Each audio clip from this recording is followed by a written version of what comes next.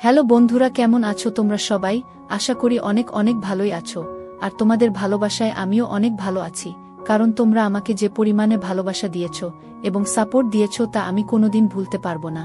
তাই তোমাদেরকে মজা দেওয়ার জন্য আবারও একটি নতুন গল্প নিয়ে হাজির হলাম। গল্পটি শোনার মতো, আশা করি তোমাদের দাঁড়িয়ে যাবে এবং তোমরা হাতের কাজ করতে সবাই হেডফোন নিয়ে বসে যাও। একদিন আমার মাথায় খুব যন্ত্রণা করছিল। আমার দেওর বলল, বৌদি এসো মেসাজ করে দিই। যখন দেওর মেসাজ করল তখন আমি এত শান্তি পেলাম যে পুরো রাত যেন আমার কোনো হুঁশি ছিল না। তারপর আমি প্রত্যেক দিনই আমার দেওরকে দিয়ে মেসাজ করাতাম। আর ওই দিন আমার শরীরে তেল লেগেছিল। পরের দিন আমি ক্যামেরা লাগিয়ে দেওরকে ডেকেছিলাম। যখন সকালে উঠলাম তখন ক্যামেরায় দৃশ্য দেখে আমি তো পুরো কেঁপে উঠলাম। আমার দেওর তো আমার সাথে। কখনো কখনো আমরা সম্পর্কের সীমানার খেয়াল রাখি না, আর এই কারণের জন্যই আমাদের অনেক লোকসান হয়ে যায়। প্রত্যেকটা সম্পর্কের একটা সীমা থাকে, আর যদি মানুষ ওই সীমা পার করে যায় তাহলে সেই সম্পর্ক তার জন্য সমস্যা হয়ে দাঁড়ায়। আমার সাথেও কিছু এরকমই হতো। আমি একটা সম্বন্ধে আমার সীমারেখা পেরিয়ে গিয়েছিলাম, আর এজন্যই বরবাদী আমার ভাগ্য হয়ে দাঁড়িয়েছিল। যা কিছু আমার উপর দিয়ে বয়ে গিয়েছিল সেগুলো আমার পক্ষে ভুলে যাওয়া মুশকিল ছিল। গত কয়েকদিন ধরে আমার মাথা যন্ত্রণায় জেন ফেটে যাচ্ছিল, আর কোনো ওষুধ কাজও করছিল না। আমার রাতের বেলায় ঘুম না হওয়ারই সমান ছিল। আমি পুরো রাত জাগতাম আর ঘরের মধ্যে এখান থেকে ওখানে ঘুরে বেড়াতাম, বা নিজের বিছানাতে এপাশ-ওপাশ করতাম। আবেগের ছটপটানি আমাকে পাগল করে দিত, এজন্য আমার মাথায় যন্ত্রণা হতে থাকত। আমার দেওর পঙ্কজ, যে কিনা বয়সে আমার থেকে ছোট ছিল, সে আমার ভীষণ খেয়াল রাখত, আর আমরা দুজনে বেশ ভালোই মিশতে পারতাম। আমি ভুলেই গেছিলাম যে দেওর আর বৌদির সম্পর্ক ঠিক কিরকম হয়। অনেক রাত অবধি সে আমায় জেগে থাকতে দেখত। একদিন আমার কষ্ট দেখে বলতে লাগলো, বৌদি আমি তোমার মাথায় তেল মালিশ করে দিচ্ছি, তোমার যন্ত্রণা এক্ষুনি ঠিক হয়ে যাবে। তার কথা শুনে আমি হেসে ফেললাম। আমার মনে হলো যে সে এমনিই বলছে। আমি বললাম, আচ্ছা ঠিক আছে, লাগিয়ে দাও। সে তেল নিয়ে আসলো আর আমার মাথায় ভালোভাবে ম্যাসাজ করতে লাগলো। তার সাথে সে তার পুরো দিনের গল্প আমাকে শোনাতে লাগলো। তার আঙ্গুলের দ্রুত ম্যাসাজ আমায় ভীষণ শান্তি দিচ্ছিল। আমার রোজ রাতে চা খাবার অভ্যাস ছিল। পঙ্কজ আমার জন্য চাও নিয়ে আসলো নিজের সাথে করে। মালিশ করার পর আমি পঙ্কজের সাথে চা খেলাম আর শুয়ে পড়লাম। আমার এমন ঘুম আসলো যে আমি একেবারে সকালবেলা উঠলাম। সত্যিকারের পঙ্কজের ম্যাসাজ এত যেন জাদু ছিল। আমি অনেক বেশি শান্তি অনুভব করছিলাম। অনেকদিন পরে আমার এরকম গভীর ঘুম আসলো। সকালবেলা উঠে যখন আমি স্নান করতে বাথরুমে গেলাম, আমি তখন ভীষণ অবাক হলাম যে আমার পুরো গায়ে কোথাও কোথাও তেল লাগানো। বোধহয় আমি ঘুমের ঘোরে নিজেই মাথার তেল এদিকে ওদিকে লাগিয়ে দিয়েছি। ঘুম পুরো হওয়ার কারণে আমার মাথার যন্ত্রণা চলে গিয়েছিল। এরপর আমি দিনভর কাজ করতে লাগলাম। আমার বিয়ের 1 বছর কেটে গেছে, আর এই 1 বছর আমি ভীষণ ভালোভাবে কাটিয়েছি। যখন আমি এই বাড়িতে বউ হয়ে আসলাম তখন আমার দেওর পঙ্কজ এর মাত্র 6 বছর বয়স ছিল। পঙ্কজের মধ্যে অনেক বেশি বাচ্চামো ছিল, আর সে একদম আমার ছোট ভাইয়ের মতোই লাগত। আমার বর আমায় বলেছিল যে তার বাবা খুব তাড়াতাড়ি পৃথিবী থেকে চলে গেছে, যার জন্য পঙ্কজ তার বাবার ভালোবাসা পায়নি। তার মাও পঙ্কজের উপর আর ঘরের উপর অনেক কম ধ্যান দিতেন, আর আমার বর আকরম এখানে তো থাকতই না। এজন্য আকরম আমাকে বলেছিল যে এখন সব থেকে বেশি আমি যেন পঙ্কজের খেয়াল রাখি। আমি তাকে কথা দিয়েছিলাম যে পঙ্কজকে একদম নিজের বাচ্চার মতো রাখব, আর আমি আমার কথা পুরো করেছিলাম। আমার বর আকরম অন্য শহরে চাকরি করত, আর সে মাসের 4 দিনের জন্য বাড়ি আসত। বাকি পুরো মাসে আমি আমার ছোট দেওর পঙ্কজ আর আমার শাশুড়ির সাথেই কাটাতাম। পঙ্কজ এখন 7 বছরের ছেলে, যে কিনা যুবক হয়ে গেছে। সে আমার থেকে বয়সে মাত্র 4 বছরই ছোট ছিল। সে কলেজ থেকে আসার পর ও বৌদি বৌদি করে আমার আগে পিছনে ঘুরত। আকরামের এখানে না থাকার কারণে আমার বড় ছোট সব কাজ পঙ্কজেরই দায়িত্বে ছিল। পঙ্কজ কলেজ থেকে আসার পর আমার কাজ করে দিত, আর তারপর আমারই সাথে সময় কাটাত। পঙ্কজের সাথে থাকতে থাকতে আমি একটা ব্যাপার অনুভব করেছিলাম, যে সে আকরামকে পছন্দ করত না।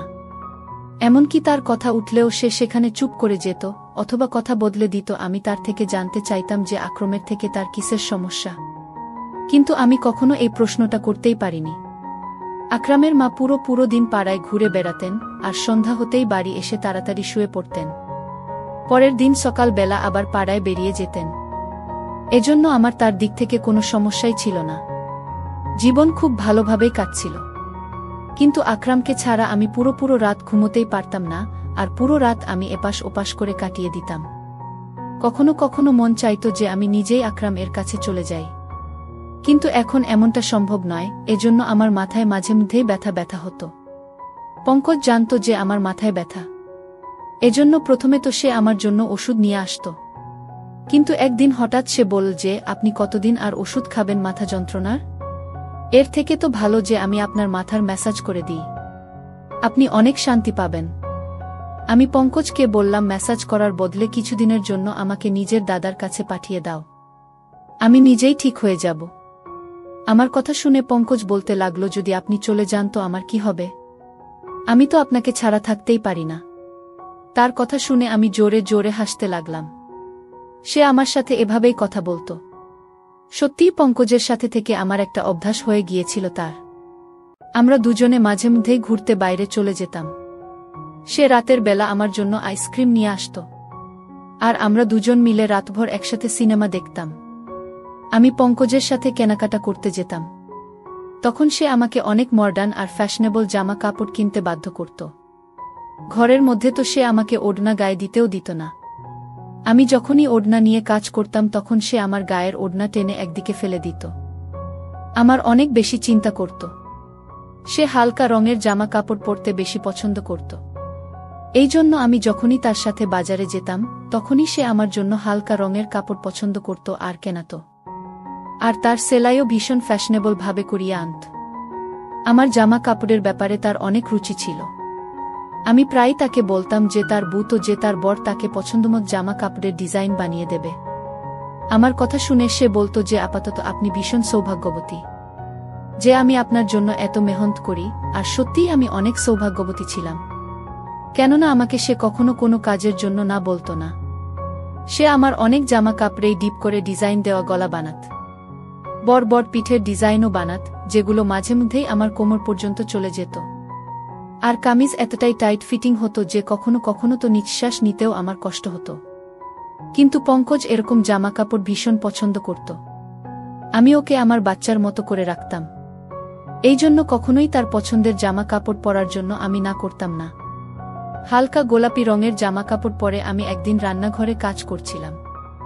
অনেক বেশি গরম ছিল সেদিন, আর আমার পুরো শরীর ঘামে ভিজে যাচ্ছিল, যার জন্য আমার জামা কাপড়ে যেন আমাকে পুরোপুরি দেখা যাচ্ছিল। আর আমি ওড়না ছাড়া তাড়াতাড়ি খাবার তৈরিতেই মগ্ন ছিলাম। তাই হঠাৎই যখন সে পেছন দিক থেকে চলে আসলো আর আমাকে দেখে বলতে লাগলো, আজকে তো আপনি ভীষণ হট লাগছেন। ওর এই কথায় আমি লজ্জা পেয়ে গেলাম আর তাড়াতাড়ি আমার ওড়না খুঁজতে লাগলাম। তখনই সে বলতে লাগলো যে, আমি তো মজা করছিলাম বৌদি, আপনি আরাম করে নিজের কাজ করুন। আর সে রান্নাঘর থেকে চলে গেল। আকরাম যখন আমার সাথে দেখা করতে আসত তখন ওই কদিন পঙ্কজ আমার সাথে অনেক কম কথা বলত, আর পুরো দিন সে পড়ার মধ্যেই মন দিত। আকরাম ভীষণ খুশি হতো যে পঙ্কজ অনেক মেহনত করে পড়া করছে। আর আমিও ওই দিনগুলো আকরামের সাথে এতটা মজে থাকতাম যে পঙ্কজের বদলে যাওয়া আমার চোখেই পড়ত না। আকরাম শুধুমাত্র 4 দিন আমার সাথে কাটিয়ে তারপর চলে যেত, আর তারপর পঙ্কজ আবার আমার সাথে আগের মতোই ব্যবহার করত। সে আমার ব্যাপারে অনেক জেদি ছিল। সে চাইতো সে আমাকে যা খুশি বলুক। ওর এক বন্ধুর ভাইয়ের বিয়ে ছিল আর সে আমার পেছনেই লেগেছিল যে আমি যেন ওর সাথে যাই। প্রথমে তো আমি না বলে দিলাম, কিন্তু যখন দেখলাম যে সে দুঃখী হয়ে আছে তখন আমি সঙ্গে সঙ্গে হ্যাঁ বলে দিলাম। কিন্তু আমি এটাই ভাবছিলাম সে তার বন্ধুর ভাইয়ের বিয়েতে আমি গিয়ে কি করব। কিন্তু ওখানে গিয়ে আমি ভীষণ অবাক হলাম। ওর সমস্ত বন্ধুরা আমাকে ভীষণ ভালোভাবেই জানত, আর এমনভাবে আমার সাথে কথা বলছিল যেন আমরা অনেকবার দেখা করেছি। ওরা বলল, সব সময় পঙ্কজ আপনার কথাই বলতে থাকে, আর সে আপনার ভীষণ প্রশংসা করে। তারা সবাই আমার সাথে আবার দেখা করার জন্য জেদ করতে লাগলো, ইচ্ছা প্রকাশ করতে লাগলো। ফেরার সময় আমি পঙ্কজকে বললাম যে, তুমি তোমার বন্ধুদের আমার ব্যাপারে কি কথা বলেছ যে সবাই আমাকে এত ভালোভাবে চিনেছে? পঙ্কজ বলতে লাগলো যে, আপনিই তো আমার সবকিছু, আমি তো সবসময় আপনার কথাই বলতে থাকি। ওই সময় পঙ্কজের কথার মানে আমি বুঝতে পারিনি, কিন্তু যেদিন আমি তার ওই কথার মানে বুঝতে পারি আমার পায়ের তলা থেকে মাটি সরে গিয়েছিল। পঙ্কজ রোজ রাতে আমার মেসাজ করত আর আমি আরাম করে ঘুমিয়ে যেতাম, কিন্তু যখন আমি আমার গায়ে পরের দিন জায়গায় তেলের দাগ দেখতাম, অবাক হয়ে যেতাম। আর এই জন্যই একদিন আমি ঘরের মধ্যে ক্যামেরা লাগালাম আর পঙ্কজকে দিয়ে মাসাজ করাতে লাগলাম। ম্যাসাজ করানোর কিছুক্ষণের মধ্যেই আমি প্রত্যেকবারের মতো ঘুমিয়ে পড়লাম, আর সকালবেলা উঠে যখন ক্যামেরার রেকর্ডিং দেখলাম তো আমার নিঃশ্বাস প্রশ্বাস যেন বন্ধ হয়ে যাচ্ছিল। আমি ভাবতেও পারিনি যে পঙ্কজ আমার সাথে এরকম করতে পারে। আমি তো পঙ্কজকে অনেক বেশি ভরসা করেছিলাম, আর তাকে আমি নিজের ছোট ভাই ভাবতাম, কিন্তু সে তো দেওর বৌদির সম্পর্কের সম্মান রক্ষা করতে পারল না। ভিডিওতে পঙ্কজ আমার ভালোভাবে ম্যাসাজ করছিল, আর তারপর সে আমার জন্য চা বানিয়ে আনলো, আর চা খাওয়ার পর পঙ্কজ ঘর থেকে বেরিয়ে গিয়েছিল আর আমি ঘুমানোর জন্য শুয়ে পড়েছিলাম। কিছুক্ষণ পরে আমার এত গভীর ঘুম এসে গেল, তখন পঙ্কজ দ্বিতীয়বার দরজা খুলে ঘরে আসলো, আর আমি দরজা খোলার আওয়াজেতেও উঠিনি। সে ঘরে আসার পর ঘরের দরজা বন্ধ করে দিল আর আমার কাছে চলে আসলো। এরপর আমি যা কিছু দেখলাম আমি নিজের চোখে বিশ্বাস করতে পারিনি। পঙ্কজ কিছুক্ষণ তো চুপচাপ বসেছিল, আমাকে সে দেখছিল। এরপর সে নিজের আঙ্গুল দিয়ে আমার চেহারা ছুঁতে লাগল। সে তার মোবাইল ফোন বের করে আমার অনেক ফটো তুলল, আর তারপর সে আস্তে আস্তে আমার শরীর থেকে কামিজ সরাল। তেলের সেই শিশি যেটা সে মাসাজের জন্য এনেছিল ঘরের মধ্যেই রাখা ছিল। সে নিজের হাতে তেল নিল আর আমার গায়ে মাসাজ করতে লাগল। আমি জ্ঞান হারিয়ে ওর সামনেই পড়েছিলাম, আর সে আমার গায়ে নিজের হাত ঘোরাচ্ছিল। কিছুক্ষণ পরে আমাকে চুমু খেতে শুরু করল, আর তারপর সে নিজের সমস্ত সীমারেখা ছাড়িয়ে গেল। সে আমাদের মাঝে দাঁড় করানো সমস্ত আবরণের দেওয়ালকে ভেঙে দিয়েছিল। সে আবেগ সামলাতে না পেরে এতটাই এগিয়ে গেল যে কয়েক ঘন্টা পর্যন্ত সে আমার সাথে ছিল। আমি তার সামনে গানহীন অবস্থায় ছিলাম, আর সে পুরোপুরি জোশপূর্ণ ছিল। বেশ কয়েক ঘন্টা আমার সাথে কাটানোর পর ও যেভাবে এসেছিল সেভাবেই ফেরত চলে গেল। সে আমার ইজ্জত খুব বাজেভাবে নষ্ট করে গেল, আর এটা দেখে আমার হৃদয় পর্যন্ত কেঁপে উঠল। আমি তো তাকে নিজের ভাই ভাবতাম, এজন্য তার সাথে এত ভালোভাবে মেলামেশা করতাম, কিন্তু আমি কখনো জানতেই পারিনি যে ওর চরিত্রই খারাপ ছিল। আমি আমার ঘরে বন্ধ ছিলাম, যখন সে কলেজ থেকে আসলো সে সোজা আমার ঘরে চলে আসলো। একদম আমার কাছে বসে বলতে লাগলো, বৌদি কি হয়েছে, তোমার শরীর ঠিক নেই? আমি গভীরভাবে তার দিকে তাকালাম আর ক্যামেরার রেকর্ডিং তার দিকে বাড়ালাম। সেটা দেখে সে কিছুক্ষণের জন্য তো চুপ করে গেল। এরপরে সে যা বলল সেটা শুনে পুরো আমার গায়ের শিহরণ জেগে গেল। সে হঠাৎ করেই নিজের ভালোবাসার কথা আমাকে বলতে লাগল। সে বলতে লাগল চিরদিনই ভালোবাসার জন্য অভাব বোধ করত সে। যখন আমি তার দিকে ধ্যান দেওয়া শুরু করলাম তখন তার ভাল লাগতে লাগল। সে বলতো, আপনি এটা এত গরমের মধ্যে কি করে পরে কাজ করেন? সে প্রত্যেকটা কথায় সে বুঝতে পারল যে তার জীবনের কেউ এমন আছে যে তাকে ভালোবাসে। ও বলছিল যে এবার ও আর আমার থেকে দূরে যেতে পারে না, আর এই জন্যই তার নজরে তার বড় দাদার অস্তিত্ব খটকাতে লেগেছিল। যখনই আকরাম আসত সে নিজেকে ঘরের মধ্যে বন্ধ করে দিত, কেননা আমাদের দুজনকে সে একসাথে দেখতে চাইত না। আকরামকে তো সে এভাবেই প্রথম থেকেই ঘৃণা করত, কেননা আকরামের বাবা আকরামকে অনেক ভালোবাসত, আর মরার আগে উনি এই ঘরটাও আকরামের নামে লিখে দিয়েছেন। আমার আর আকরামের সঙ্গ তার হৃদয়ে কাটার মতো বিত্ত। তাই যখনই আমার জন্য সে কেনাকাটা করত সে ইচ্ছে করেই আমার জন্য এই ধরনের জামা কাপড় কেনাতো যাতে আমাকে সে পরিষ্কারভাবে দেখতে পারে। সে হালকা রং পছন্দ করত না, বরং হালকা রঙের মধ্যে দিয়ে উকি দেওয়া আমার দেহাকর্ষণ তাকে আকৃষ্ট করত। সে বলতো যে সে সৌন্দর্যে আহত হয়েছে, সে শুধু আমাকে পেতে চাইত। সে নিজের আবেগকে কাবুতে রাখতে পারছিল না যখন সে আমাকে রাতভর জাগতে দেখত। এই কথাটা তাকে ভীষণ অস্বস্তিতে ফেলত যে আমি তার দাদার কথা ভেবে জেগে আছি। ওর ইচ্ছা ছিল আমি যেন তার জন্য জেগে থাকি আর জীবনভর যেন তার সাথে থাকি। সে নিজের দাদার থেকে আমাকে আলাদা করতে চেয়েছিল আর নিজের কাছে আনতে চাইত। এই জন্য সে আমার ম্যাসাজ শুরু করে যাতে আমি শান্তি পাই, আর সে আমার চায়ে ঘুমের ওষুধ মিশিয়ে আনত। আর যখন তার বিশ্বাস হতো যে আমি গভীরভাবে ঘুমিয়ে গিয়েছি তখনই সে আমার ঘরে চলে আসত আর নিজের পিপাসা মিটিয়ে চলে যেত। সে নিজের বন্ধুদেরও ওই কথাটা বলেছিল যে সে আমাকে ভালোবাসে, আর ওর বন্ধুরাই ওকে এই ধরনের পরামর্শ দেয়া। পঙ্কজ আর তার বন্ধুরা বয়ঃসন্ধির দরজায় উপস্থিত ছিল, এই জন্য তারা ঠিক আর ভুল কি সেটা বুঝতে পারত না। আমার ইজ্জত নিয়ে বসেছিল সে। পঙ্কজের কথা শুনে তো আমার চোখ দিয়ে জল বেরিয়ে আসলো।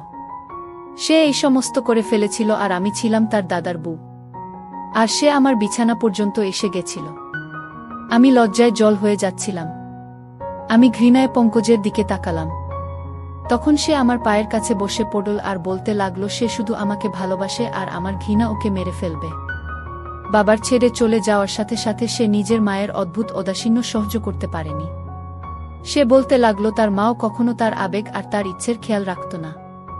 তার বদলে তার মা গোটা পাড়ায় ঘুরে বেড়াত আর তাই সে পুরোপুরি একাকিত্বের শিকার হয়েছিল।